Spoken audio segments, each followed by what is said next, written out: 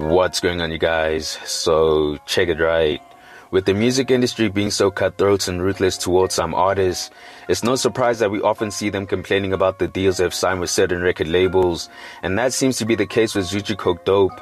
Now, if you've been up to date with the recent story about Zoocci and his situation, you'll know that he's been experiencing problems with Stay Low and Vaughn, with them allegedly faking his signature and locking him in a deal with their own All His Publishing. Now, with that said, there might actually be some light at the end of the tunnel for Zoocci, as his saving grace might come from a fellow peer of his own with Priddy Ugly. Now, Priddy tweeted the following saying, "Myself and some brilliant attorneys have been going through some of the music contracts that I've received over the 10 plus years or so, and I found some compelling evidence that's about to change the music industry as we know it, in benefit of everybody. Hang in there and huddle up, all will be well." Now, if that's really the case, then this could actually be groundbreaking for all artists and not just Zoocci.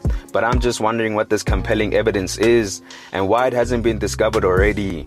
I mean, the only thing I can think of is Priddy and his lawyers finding a loophole in these music contracts, which in turn benefits these artists. I mean, I'm no attorney and I've never studied law, so it'll be interesting to see what they've actually found. All I'll say is if this evidence does happen to be a helping factor in Zoocci's case, I can't help but think that it might create some conflict of interest, since Priddy is in partnership with Stay Low as well. I mean, he's already dropped 2 projects under the label, and he's about to drop his 3rd project with Dust still under them.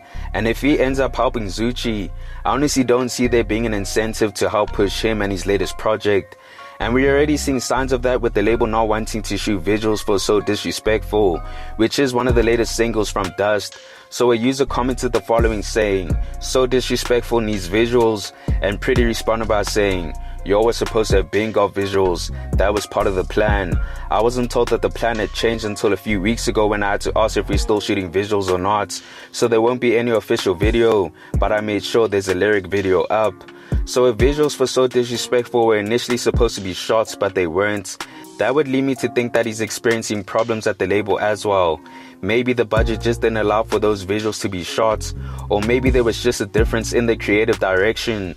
All I know is that it's weird and interesting that these problems are coming up with him dropping his final album, and with her Cut the Lights co-signing Zoocci's claims as well. That was telling to me since he's really close with Priddy, but I guess we have to allow for time to run its course and hopefully all will be revealed. But with that said, you guys let me know your thoughts on this. Do you think whatever compelling evidence that Priddy and his attorneys are able to find will help Zoocci and other artists in the end? And do you think the real reason Priddy is leaving the rap game is because of these label disputes? Comment down below. Anyways guys, thanks for tuning in and I hope you enjoyed.